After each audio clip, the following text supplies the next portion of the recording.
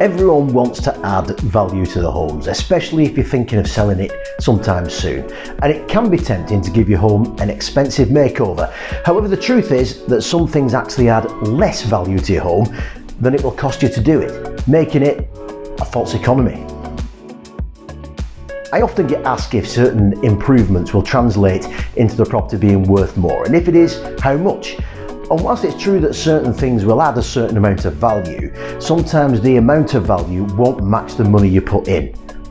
Conservatories are a good example of this. Most people like them, and a house with a conservatory is generally more saleable than a house without one. But adding a 10 or 15 grand conservatory simply isn't going to add the same amount of value to the price of your house.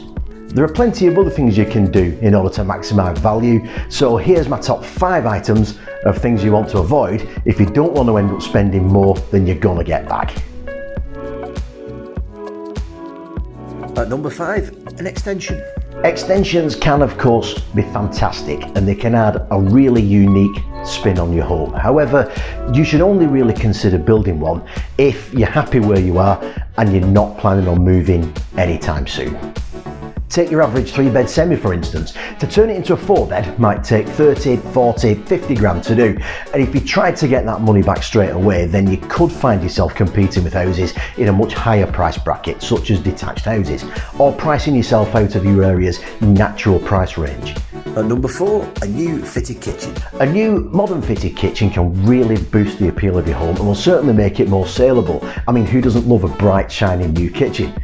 However, a kitchen that's a few years old, still perfectly serviceable and presented in the right way, shouldn't harm your property's value. Plus, if you do replace it, not only are you shelling out thousands that you might not get back, but who's to say that your potential buyer's tastes won't differ from yours?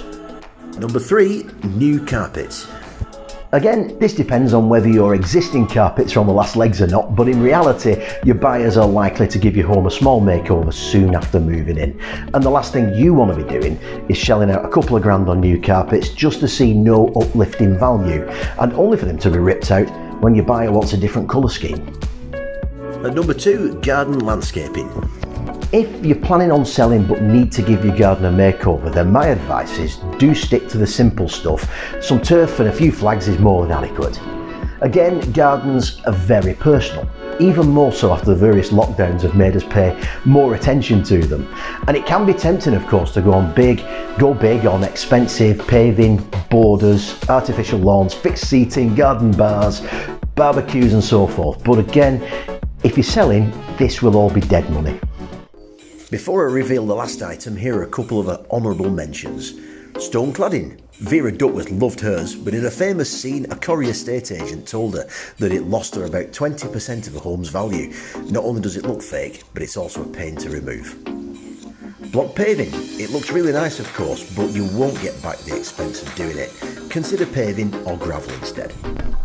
And finally, anything that results in fewer or much smaller bedrooms. If you genuinely have the space to add an ensuite or a loft room without compromising on the space they have, and you're not planning on moving anytime soon, then by all means go ahead. Ensuites are great for enhancing saleability, and loft rooms add a great deal of floor space.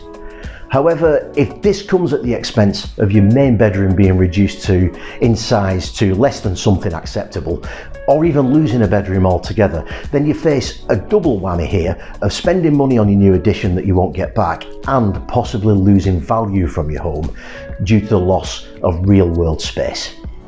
If you think I've missed anything from this list, feel free to add it to the comments below, or if you want some one-on-one advice on what improvements to make to maximise the value of your own home, then please feel free to get in touch. From me, Neil Robinson, see you soon.